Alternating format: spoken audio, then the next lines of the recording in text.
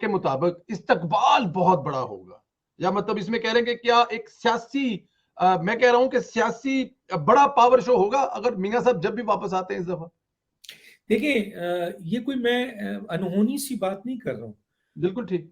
मैंने तो एक बात का कहा है कि मियां नवाज शरीफ साहब जितने ताकतवर आज हैं, उतने ताकतवर वो अपनी हुकूमत में नहीं थे।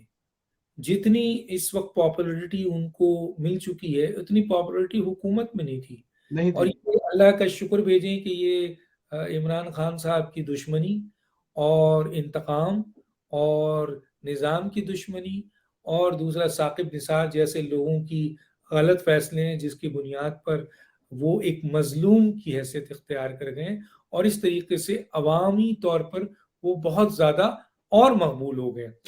और फिर दूसरा काम उनकी बेटी ने किया, उन्होंने भी जो है वो इंतकाम को फेस किया, डेथ सेल में गई। फिर उनके पार्टी के दीगर लोगों में कहा जाता था पीएमएलएन जो है वो सिर्फ ड्राइंग रूम की पार्टी है, पंजाब की पार्टी है, इसलिए हुकूमत में आ जाती है, ज़्यादातर सीटें पंजाब की हैं।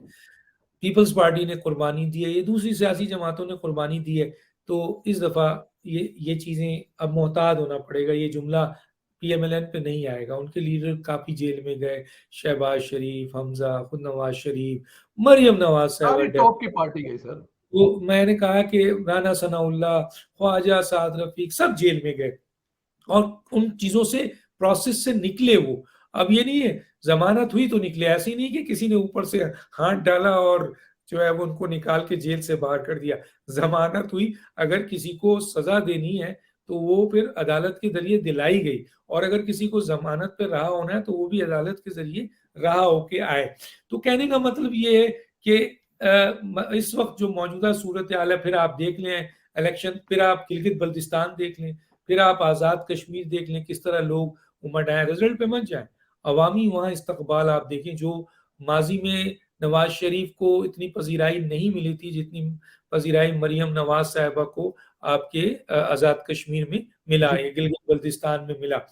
तो उसके बाद आप देख लें 13 में से 11 जिमनी इलेक्शन ऐसे इलेक्शन हैं जो कि आप मसलन पाकिस्तान की तारीख में ऐसा नहीं है कि हुकूमत जो है इस तरह हारी हो। तो ये वो इंडिकेटर्स हैं जो बता रहे हैं, फिर जलसे और जुलूस उनके। तो मियां नवाज शरीफ साहब की और आज ये जो है 2021 और 22 होने वाला है, ये कोई 2013 या 2005 का दौर नहीं था, ये सोशल मीडिया का दौर है, ये मीडिया का दौर है, इसमें हर चीज एक्सपोज होके।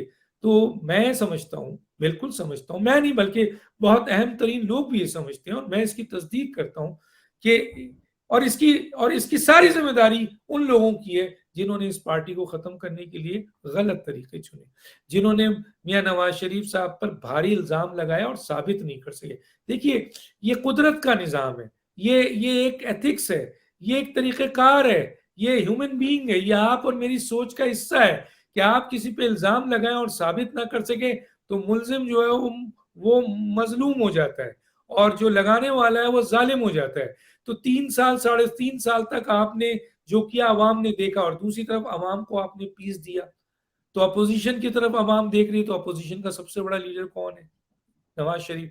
तो पीएमएलएन के वर्कर्स और सपोर्टर्स के साथ साथ अब अवामी ताकत भी अपोजिशन, क्योंकि मर रही है अवाम, तो उस लिहाज से तो मैं ये कह सकता हूं बड़े अवामल की बिना कि नवाज शरीफ साहब जिस दिन ऐलान करेंगे कि मैं फला तारीख को आ रहा हूं, यानी मैं 25 फरवरी को आ रहा हूं, 25 फरवरी को आ फरवरी। रहा हूँ, मार्च दिया है, तो मैं कहता हूँ 25 फरवरी को आ रहा हूँ। और मरियम नवाज साहबा, हमजा शहबाज या शहबाज शरीफ साहब एक कॉल दें सिर्फ कि चलो चलो लाहौर चलो। एयरपोर्ट से, तो फिर वो मजमा हमें, उसके करीब तरीन मजमा हमें देखने को मिलेगा जो मोहतरमा बेनजीर बेनजीर भुट्टो। भुट्टो साहब।